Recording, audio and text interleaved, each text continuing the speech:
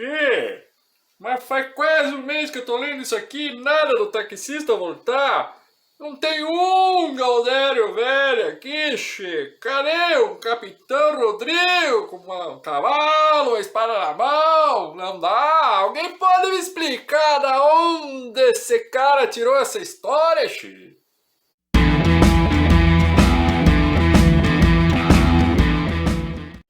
E aí, queridines? Preparados para o último vídeo sobre a roda de conversa que aconteceu na escola Kaique Madesati, a escola onde eu leciono? Então bora lá! Mas primeiro, você já sabe, né? Curte, comenta, compartilha, aquelas coisas todas. Beleza? Bora lá, sem muito trololó, que eu sei que o que vocês querem vem logo a seguir. Eu também notei assim que é uma história que ela pode se passar nos dias de hoje, ou ela pode se passar na década de 70, 80. Eu quase poderia dizer que é uma história atemporal. Boa noite, então, a todos e todas. Primeiro, parabenizar o José Luiz pelo livro, né? É muito legal ter um colega escritor assim e poder ler essa obra, né? Essa obra contemporânea. E quando a Lu mencionou assim essa questão da atemporalidade, eu me identifiquei, porque quando ele tá ali, que ele fala na beira da estrada. Ah, tinha marcado aqui. Eu não sei porquê, mas me remeteu ao período da ditadura, assim. Mas daí tinha algumas questões também que me remetiam à contemporaneidade, daí eu ficava assim, mas me remeteu muito a esse período, assim. A gente sabia que ocorriam mortes nesse sentido, assim. E o que não quer dizer que não ocorra mais. E como o José Luiz mencionou, né, a gente aí tem problemas que não pararam, né, no tempo. Eles continuam se perpetuando e continuam acontecendo. E eu sei que é ficção, né, mas eu estava lendo agora aqui, relendo um trecho, que tu falas né, que a história fala do Dick, e daí, eu não sei, eu me remeti ao Padre Orestes, eu não sei se... Aqui vamos fazer um parênteses. Esse dique que é mencionado foi uma conquista do movimento popular. Acontece que São Leopoldo é cortada pelo Rio dos Sinos. E no período de enchente, o povo pobre ficava debaixo d'água. Até que se resolveu encampar uma luta pela construção de um dique na cidade. Quem estava à frente desse movimento popular? Padre Orestes Stralioto.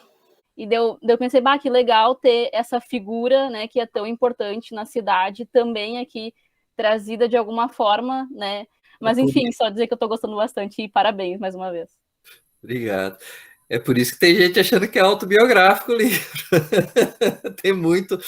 Se mistura demais aí as referências e a história que eu vivi, as histórias que eu ouvi também, né? E claro que não ia deixar de faltar essa figura aí que foi Orestes Stralioto, né? Com relação à morte na beira da estrada, então teve lá o padre, esse que eu falei, né? Padre Gisley, o nome dele, que morreu à beira da estrada também, dessa forma, né? E teve uma outra situação, acontece frequentemente, mas teve uma outra situação, logo quando eu me mudei para cá, para São Leopoldo, de uma advogada que apareceu morta dentro do valão da João Correia, uma advogada que estava envolvida com um caso de gente muito graúda, né? São alguns casos que a gente conhece. E tu tem razão, a referência à relação com a ditadura, né? A diferença é que na ditadura não tinha corpo, né? A gente sabia que as pessoas sumiam, né? Tem um livro K em busca... Meu Deus, eu tenho um livro aqui.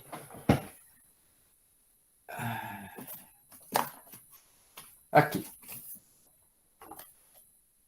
Relato de uma busca, do B. Kuczynski. Né? Esse livro aqui é a história da busca do pai dele, do Kuczynski, a busca da filha. A filha professora na URGS, e professora de química, que um belo dia desapareceu. e contando de como, nossa, ele fala sobre torturas, isso foi no tempo da ditadura, sobre torturas, sobre corpos desaparecidos, como é que eles desapareciam com os corpos, e choca, porque a gente, por mais que a gente saiba que foi um período difícil, a gente ainda não tem muita noção do que aconteceu naquela época, né? E choca a maneira como ele relata aí alguns corpos sumindo, né? Mas a relação com a história sempre vai haver, porque, infelizmente, é uma história que se repete.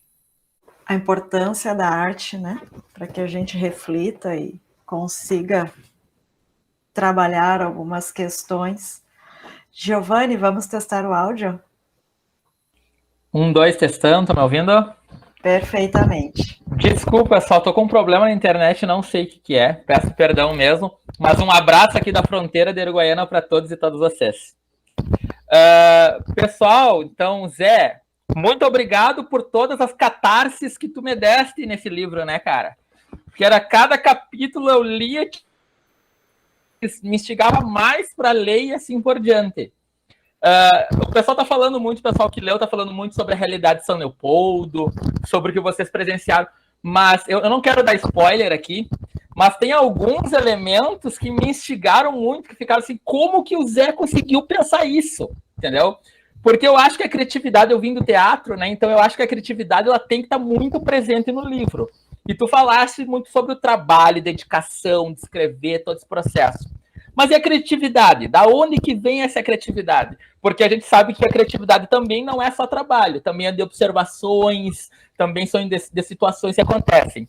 E uma pergunta que eu já te fiz no pessoal, mas eu vou perguntar aqui na frente da galera. Vai ter um 2, cara? Porque eu terminei de ler e fiquei pensando em alguns personagens. Cara, surgiu esse personagem e aí ele termina... Tem um...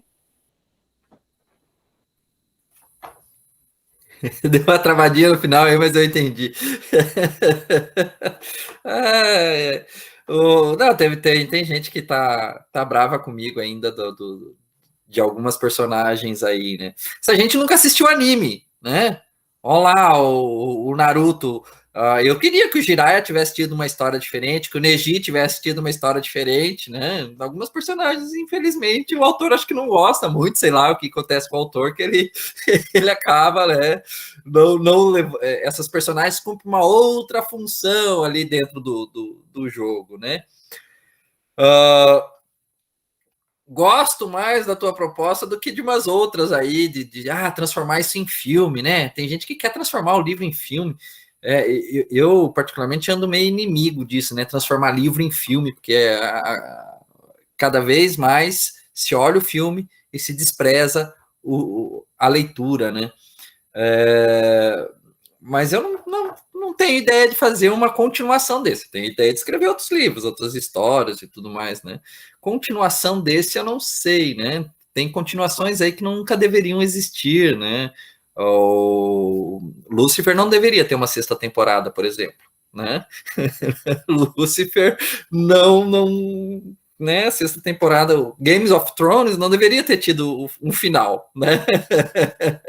Então, sei lá, tem algumas continuações aí que né, vamos esperar sair um 2º filme do Coringa para ver se eu mudo de opinião, mas a princípio a continuação está descartada, né?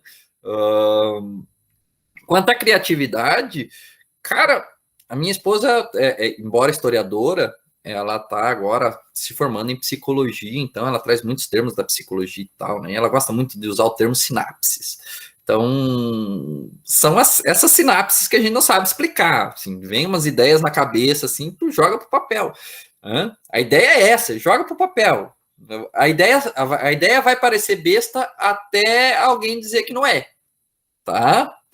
Muitas vezes algumas ideias que eu coloquei ali no livro, elas pareciam bestas, até alguém dizer que não era, Aí começou a ficar legal, ficou bonitinho, né? Ficou interessante. Aí eu fui mexendo, opa, bom, se eu posso continuar nessa ideia aqui, eu vou mexer nela, agora vai ficar um pouquinho melhor e tal.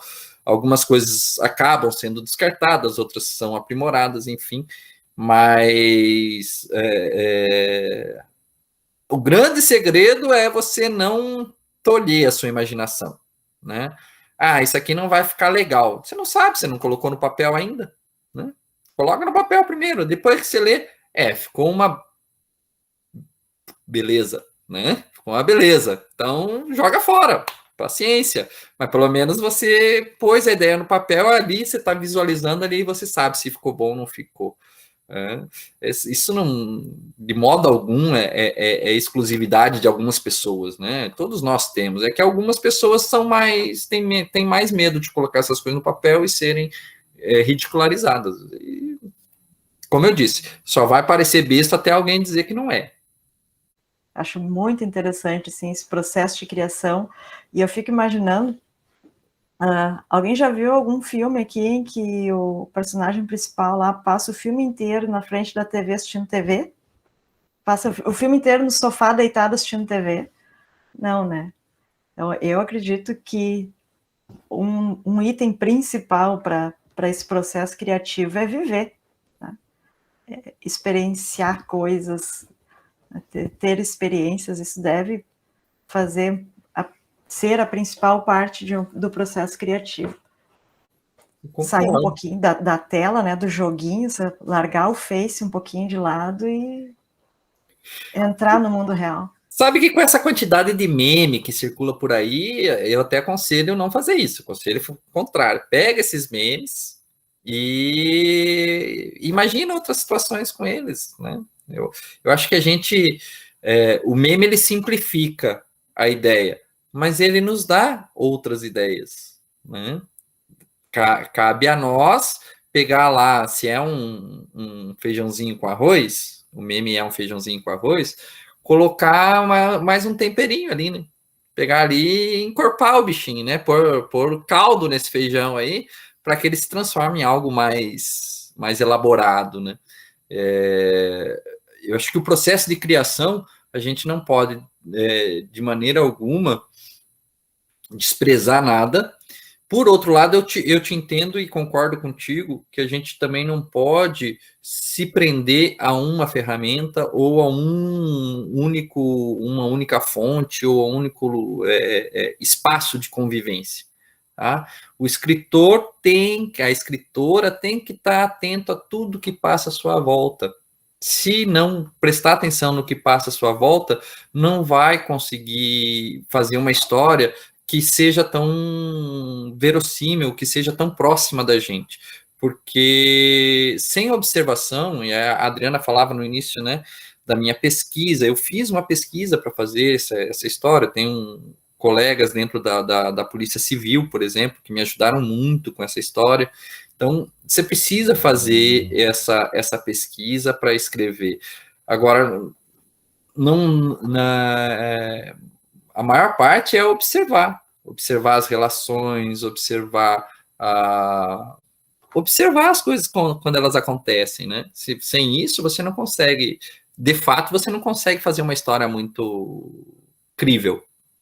Gente, já, né, está chegando aqui o nosso teto, dizer desde já novamente, né, que é um grande orgulho para a nossa escola ter um colega escritor. Encerrando, então, professor José Luiz e Giovanni, também revisor do livro, se quiserem fazer sua saudação final.